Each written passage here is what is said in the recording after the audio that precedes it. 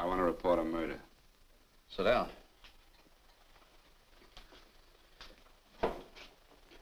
Where was this murder committed? San Francisco, last night. Who was murdered? I was. ご機嫌いかがですか? Watanabe Dan desu. Today we are going to inaugurate yet another new series. It is called Alt Cinema, and it's going to go over those wild and woolly feature films that you probably have never seen because for one reason or another they've slipped through the cracks or have taken on the mantle of being cult films. And in many instances, cult films are not ones that cinema teachers will have you sit through. Today's feature is DOA. DOA was made in 1949, and it was part of the film noir movement. At the time, it was considered a very kind of run-of-the-mill B picture with a run-of-the-mill B star, Edmund O'Brien. It has since taken on a much larger reputation as one of the most existential of the film noir pictures because it asked that all-important question. If you found out you only had 48 hours or so left to live, what would you do with those 48 hours? Would you gather together your loved ones? Would you go and do some wild and crazy things that you wished you would never do? Or would you spend that time tracking down the person who killed you and then show off your truly violent and feral side? Well, this being a film noir, obviously we're going to take the last as the answer of what it is we're going to do. The film was made by Harry C. Popkin through a very, very independent production company that was basically doing B features. This would end up being the most renowned of those B features. So renowned, in fact, that it would become a campus favorite and especially a late-night television favorite. So it's pretty amazing to me that for some reason the copyright was allowed to lapse, so it is now very public domain, which means that it is readily available to anyone who wants to see it, but unfortunately probably only in copies that are not necessarily the very best. What really appealed to me was the fact that it was so unpretentious, yet it was so forward-thinking in terms of what it was trying to do, both stylistically, narratively, and actually, in fact, in terms of its production techniques. Number one, it was shot very much so on location. And this was an era when location shooting was first becoming popular, that people were getting away from the studios. Still, a lot of times, location shooting was not meant for the Class A pictures. It was more or less relegated to minor genres, being they horror or in this case, film noir. But in film noir, which was in its A class, was known for its stylistic integrity, that stylistic integrity more or less meant that it needed the confines and the control that's available in a studio. So that's why, with very few exceptions, such as Young Man with a Horn, which was shot on location in Manhattan, most film noir movies tended to be highly studio bound except for one or two scenes. DOA broke that. It was shot on location in both San Francisco and Los Angeles. In San Francisco, in fact, they shot a chase scene with Edmund O'Brien, who at 34 years old was already getting to be a little bit portly, so you kind of worry about him when he's doing all of this running.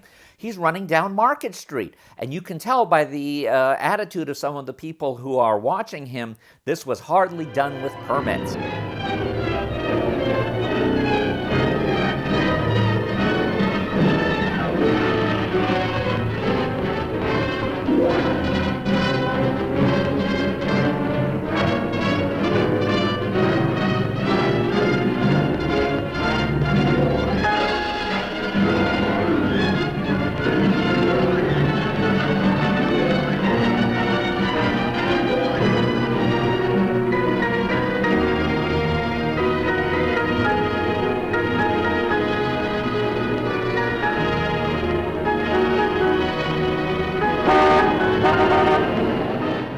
Something that I'm going to heartily recommend that film students today not do.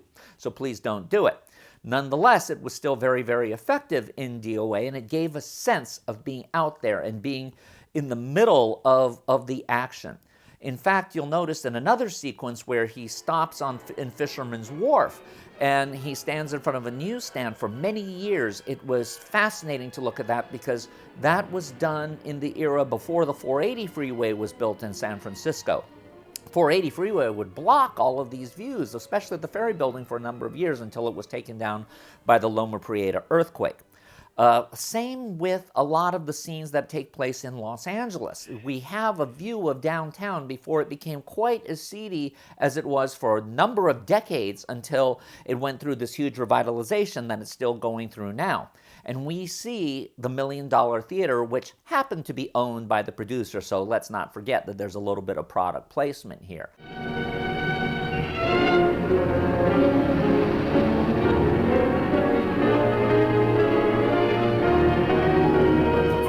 Also features a lot of sequences shot inside the Bradbury building, which would, of course, get even greater fame in 1982 when it became one of the primary locations in the film Blade Runner.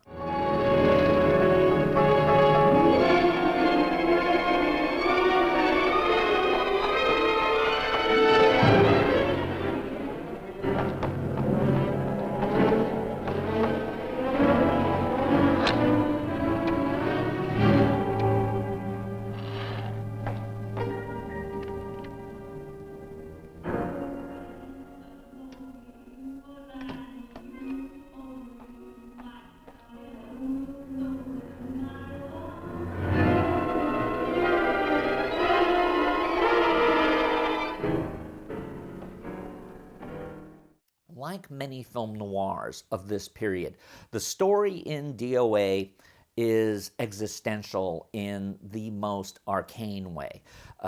It doesn't follow logical three-part dramatic structure. It takes on the form of a nightmare. Our main character, Frank Bigelow, is a businessman, an accountant who lives in Banning, and he goes to San Francisco for what we can only imagine to be a wild weekend before he bites the bullet and proposes to his secretary, who's already hinting way too much that she wants that little ring around her finger. And when we see him in San Francisco, we see that he's actually has this wild side, this party animal side, and this side where he's looking to get what Erica Jong would later on very proto-feministly called a zipless fuck, that he's looking for a little bit of fun and recreation without necessarily having the consequence of it of his girlfriend finding out. And in the course of that happening, it turns out that he is poisoned. He's poisoned by a mysterious man who for some reason is going to stalk him all the way up to San Francisco in order to do this. The next day he finds out that he has in fact been poisoned by this substance called luminous toxin, which is one of the more unfortunate choices in the movie because it glows in the dark. And whenever you see it with an audience and you see the sequence when the lights are turned off and the blood sample glows in the dark, it just can't help but have people bust out laughing. Anyway, the main character returns to Los Angeles without telling his girlfriend what he's doing and tries to track down who did it to him. Now, this is typical detective movie type stuff. And as in most film noir, the actual why this was done turns out to be downright ridiculous. It turns out that he's been poisoned because he knows that this guy who supposedly committed suicide didn't commit suicide. In fact, he was pushed off a roof simply because he walked in on his wife and his business partner having an affair, and now this business partner is going around and killing everyone. But in the course of his investigation, he runs into nefarious criminals and all sorts of secret dealings that have been going on underneath the surface. And this is the key to why DOA holds up today. It's that it shows that when someone is presented with this type of a life-altering challenge, are they going to go to their better side or are they going to their worst side? And what this film shows is they, in fact, will go to their worst side. After all, who was Frank Bigelow? He was a guy who lived in a small town. He was a guy who gave in to every single societal pressure to do the right kind of job, to marry the right kind of girl, to do the right thing. He's been literally strangled by life.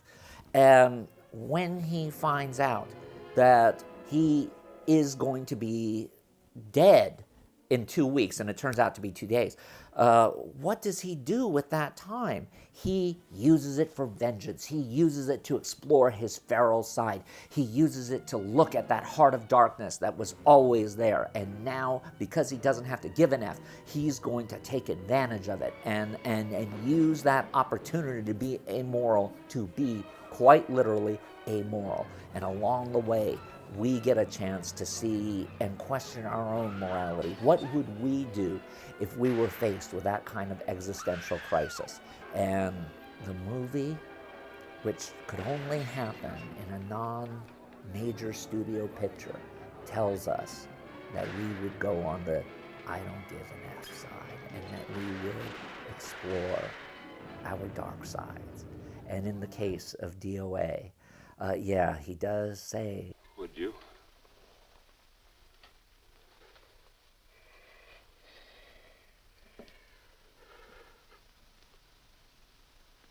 Paula. we get the sense that for Frank, getting away from her, in fact, was its own form of liberation. And that for him, dropping dead and having his police report stamped DOA was probably a happy ending. And the fact that that is a happy ending defines, boys and girls, what film noir was truly all about. How shall I make out the report on him, Captain? Better make it dead on arrival.